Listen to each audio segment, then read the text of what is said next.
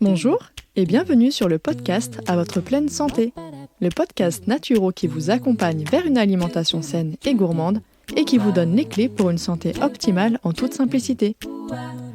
Je m'appelle Marina et je suis naturopathe. Suite à des soucis de santé non résolus par la médecine classique, je me suis intéressée aux médecines traditionnelles naturelles. Grâce à mes apprentissages et mes expériences personnelles, j'ai enfin eu les réponses à mes questions. Aujourd'hui, je souhaite donc partager mes connaissances pour aider les personnes qui se sentent perdues face à leur santé ou leur alimentation.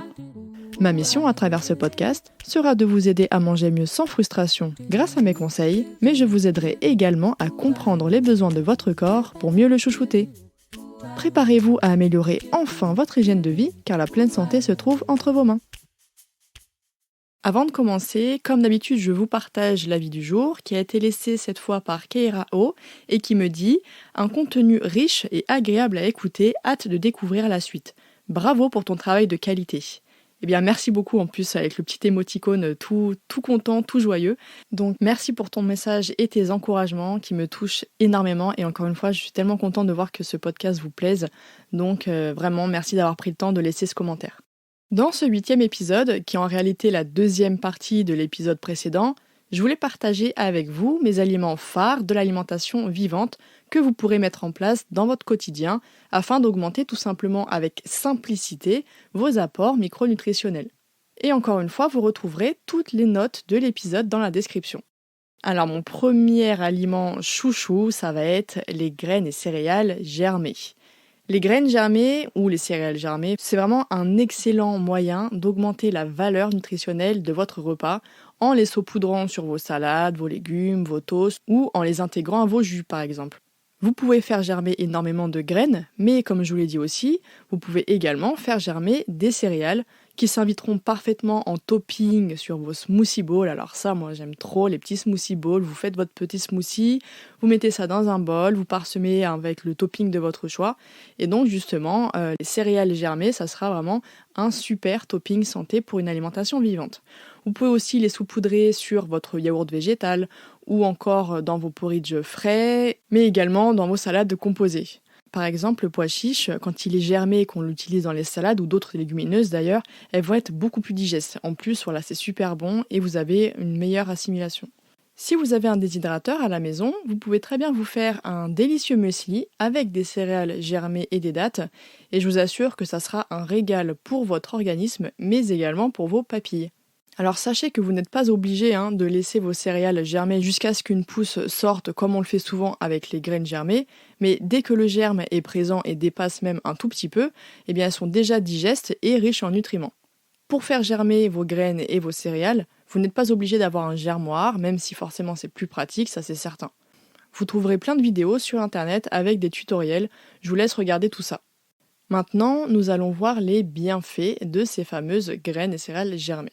Alors déjà, ce sont de véritables bombes nutritionnelles parce qu'une graine germée possède tout ce qui est nécessaire pour faire naître et assurer le bon développement d'une future plante ou d'un arbre. Donc forcément, leur potentiel nutritionnel, il va être hyper élevé parce qu'elle se prépare à cette future transformation. Les taux de vitamines initialement présents dans la graine augmentent de 10, 100, voire même jusqu'à 600% au cours de la phase de germination, donc ce qui est vraiment énorme. Ensuite, les graines germées viennent lutter contre les carences alimentaires. Elles sont riches en vitamines, en minéraux, en oligo-éléments, mais également en protéines, en acides aminés, en acides gras essentiels. Et en plus de ça, oui, parce que c'est pas fini, elles sont riches en enzymes et en substances biologiques actives qui, du coup, en font un excellent allié pour lutter contre les carences alimentaires. La germination va donc rendre les graines et les nutriments plus facilement assimilables par votre corps. Mais évidemment, les graines germées ont plein d'autres bienfaits. Elles sont également reconnues pour leur richesse en fibres qui favorisent la digestion et en antioxydants qui permet de ralentir le vieillissement prématuré des tissus, notamment dû au stress oxydatif qui est malheureusement bien trop accentué à notre époque. Mon deuxième élément phare pour une alimentation plus vivante et plus riche au niveau micronutritionnel au quotidien, ça va être la consommation de jus de légumes pressés à froid. En effet, les jus pressés à froid, donc grâce à un extracteur et non une centrifugeuse, eh bien, ils permettent d'apporter des vitamines et des minéraux à votre organisme tout en soulageant le travail digestif grâce à l'absence de fibres. C'est vraiment un très bon moyen d'augmenter l'apport micronutritionnel dans sa journée sans pour autant devoir manger 5 kilos de légumes crus par jour, ce qui serait clairement indigeste pour nous êtres humains. Misez sur des légumes frais, bio, de saison, riches en couleurs, avec 1 ou 2 fruits pour adoucir le tout. Mais attention tout de même à une erreur qui est trop répandue sur les jus à l'extracteur. Le but, ça va pas être de réaliser des jus de fruits, parce qu'en plus de revenir cher, ils ne sont pas forcément plus sains, tout simplement parce que le sucre présent dans les fruits sera tellement concentré que ça va provoquer des pics d'insuline, comme je vous l'avais expliqué d'ailleurs dans le 6e épisode sur les addictions au sucre. C'est pourquoi il vaut mieux manger les fruits entiers avec leurs fibres pour ralentir la libération du sucre dans l'organisme et en utiliser avec parcimonie dans les jus pour obtenir un goût plus doux.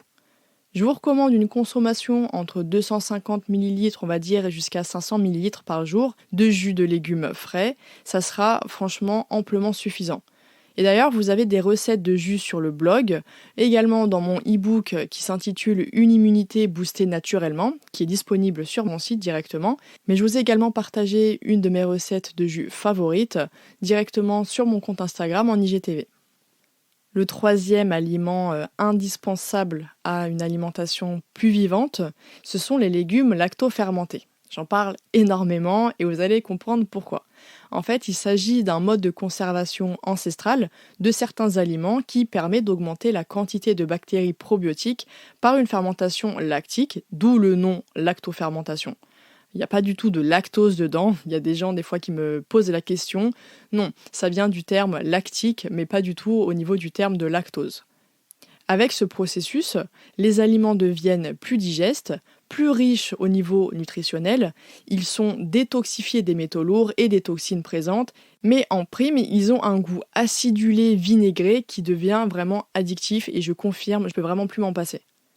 La consommation de produits lactofermentés est vraiment excellente pour la bonne santé intestinale, siège important du système immunitaire et nerveux, mais permet également aux personnes sensibles aux crudités et aux crucifères de pouvoir en consommer sans souci, à condition de les ajouter progressivement et en petite quantité dans l'alimentation.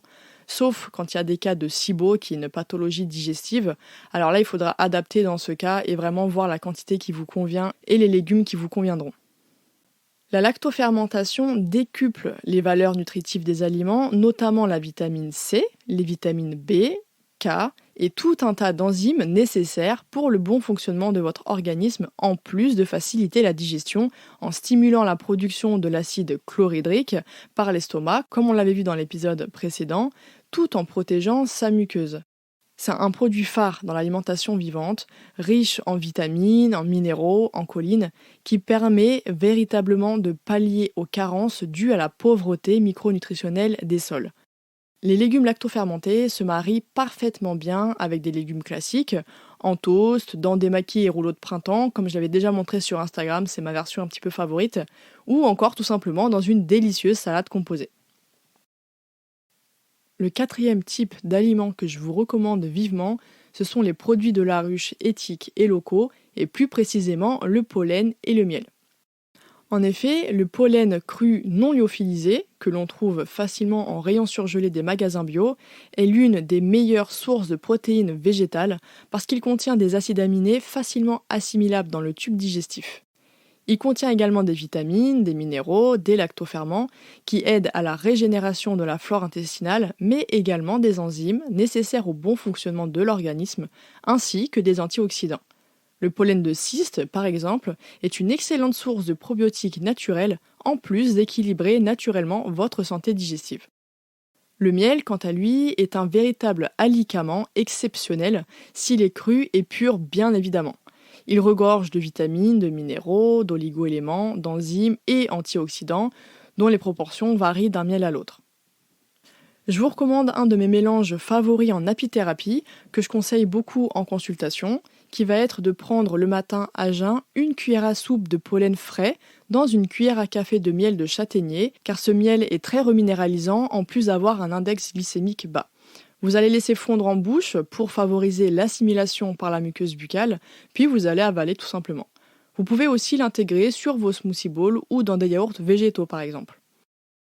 Le cinquième aliment phare de l'alimentation vivante, ce sont les algues.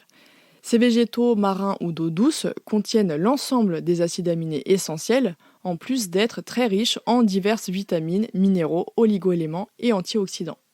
Elles contiennent également des oméga 3, notamment EPA et DHA, indispensables à la santé cardiovasculaire et à la régulation du taux de cholestérol. En tartare, par exemple, que vous trouvez au rayon frais des magasins bio, sur un toast ou incorporé dans une vinaigrette, comme celle d'ailleurs que je vous propose dans mon e-book spécial sur l'immunité ou encore une fois sur mon feed Instagram. Mais vous avez également les algues sous forme de paillettes que vous pouvez incorporer dans les salades ou en feuilles comme les maquis qui représentent un atout santé vraiment incroyable. Mais évidemment, il y a plein d'autres aliments qui permettent d'augmenter l'apport micronutritionnel au quotidien, comme les graines, donc les graines de courge, chanvre, tournesol, sésame, qui doivent être suffisamment mastiquées ou mixées juste avant la consommation pour une réelle assimilation. Vous avez aussi les oléagineux, comme les amandes, les noisettes, les noix, etc., consommés tels quels après un trempage suffisant pour retirer l'acide phytique et améliorer leur digestibilité, ou alors sous forme de purée ou de beurre incorporé dans vos vinaigrettes ou dans vos préparations. Et enfin, j'ai un petit bonus à vous présenter, et ça c'est le levain. Même s'il ne s'agit pas d'un aliment à proprement parler, bien que certaines personnes consomment des toutes petites quantités de leur levain pour leur santé intestinale, il s'agit tout de même d'un ingrédient vivant car fermenté qui possède de nombreux bienfaits et dont je ne peux absolument plus me passer maintenant. Déjà, il va venir prédigérer le gluten. Grâce à son action acidifiante sur la pâte, le levain va venir favoriser l'activation des enzymes naturellement présentes qui vont venir découper le gluten en molécules beaucoup plus digestes que les grosses chaînes de gluten présentes dans les pains fermentés avec de la levure conventionnelle.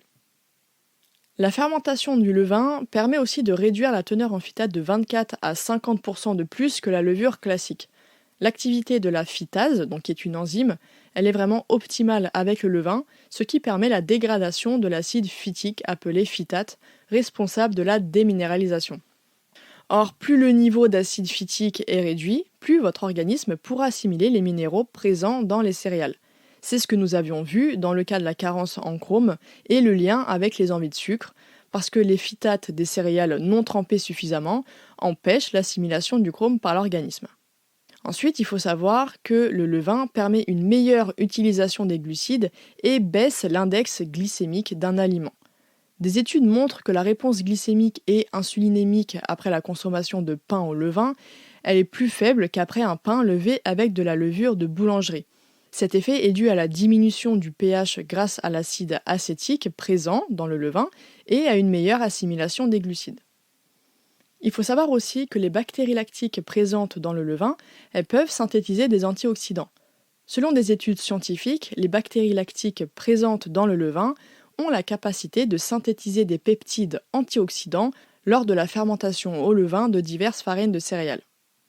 Le levain confère une bonne protection contre les contaminations microbiennes, contrairement à la levure conventionnelle, et permet en plus de conserver son pain ou sa préparation plus longtemps en retardant son rassissement. Et enfin, dernier bienfait du levain, il permet une meilleure biodisponibilité des vitamines et des minéraux, comme nous l'avons vu grâce à son action sur les phytates, mais il permet également une augmentation des acides aminés libres et une synthétisation du GABA, ce qui fait qu'il améliore tout simplement le profil nutritionnel de la préparation. Pour résumer ce que nous venons de voir dans cet épisode, vous avez plusieurs types d'aliments qui peuvent vous permettre de pallier aux carences micronutritionnelles de notre alimentation actuelle. Mes 5 favoris que je vous recommande vivement d'adopter au quotidien afin d'avoir une alimentation plus vivante et faire le plein de vitalité, ça va être les graines et les céréales germées, les jus de légumes pressés à froid, les légumes lactofermentés, le pollen frais et le miel cru éthiques et locaux, et enfin les algues. En plus de ces éléments phares de l'alimentation vivante, l'utilisation du levain, qui est un produit fermenté naturel, pour remplacer la levure de boulanger classique, est vivement recommandée parce que ses bienfaits sont très nombreux. J'ai une réelle passion pour l'alimentation vivante, car comme je le dis souvent, il n'y a pas mieux que le vivant pour nourrir la vie et améliorer sa vie. Je vous rappelle que vous avez un e-book gratuit pour manger plus sainement mais gourmand que vous pouvez télécharger directement dans la description. Merci infiniment de m'avoir écouté jusqu'au bout et j'espère que cet épisode vous aura plu. Si c'est le cas, n'hésitez pas à me laisser une note et à me donner votre avis en commentaire pour que je puisse le lire lors d'un prochain épisode. Et surtout, n'oubliez pas de vous abonner. Je vous donne rendez-vous chaque mardi pour améliorer votre hygiène de vie grâce au podcast À votre pleine santé. Retrouvez quotidiennement mes conseils et astuces sur Instagram, sur le compte Ma Vie Saine et Moi, mais aussi sur Facebook et sur le blog de mon site web maviesaineetmoi.com. À très vite et prenez soin de vous.